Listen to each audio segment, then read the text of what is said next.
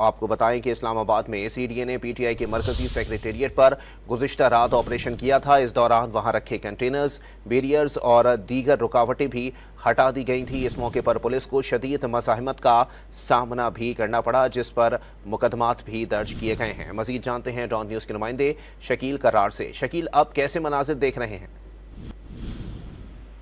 बिल्कुल, सीडीए के अमले ने गुज़िश्ता रात इस्लामाबाद में पीटीआई के मरकजी सेक्रेटेरिएट पहुंचे और यहाँ जो तजावज़ात थी उनको न सिर्फ गिराया बल्कि इस इमारत को सील कर दिया है। और सीडीए हुकाम ने जो इस हवाले से तफसीलात जारी की थी, इसमें बताया गया था कि 3 मरतबा इस प्लाट के मालिक को नोटिस जारी किए थे, लेकिन कोई जवाब नहीं आया। जिस पर आखिरी शोकास नोटिस जारी किया गया, उस पर भी कोई जवाब नहीं आया। तो फिर गुज़िश्ता रात सीडीए का अमला और पुलिस के हमरा यहाँ पहुँचे और ये जो नज़र आ रही है आपको जायज़ तजावज़ात थी, ये मस्मार कर दी गई हैं और उस बिल्डिंग को सील कर दिया गया है। इसी दौरान में जब यहाँ ये सीडीए का कार्रवाई जारी थी तो पीटीआई के मुकामी रहनुमा आमर मुगल पहुँचे थे अपने साथियों के हमरा और पुलिस ने उनको गिरफ्तार किया और गुज़िश्ता रात ही उनके खिलाफ 780A समेत दीगर दफात के तहत थाना कराची कॉलोनी में मुकदमा दर्ज किया और उसमें ये इल्ज़ाम लगाया गया था कि आमर मुगल ने पुलिस पार्टी पर हमला किया और हवाई फायरिंग करते रहे। इसे पुलिस ने मौके से गिरफ्तार किया और उसको आज जो है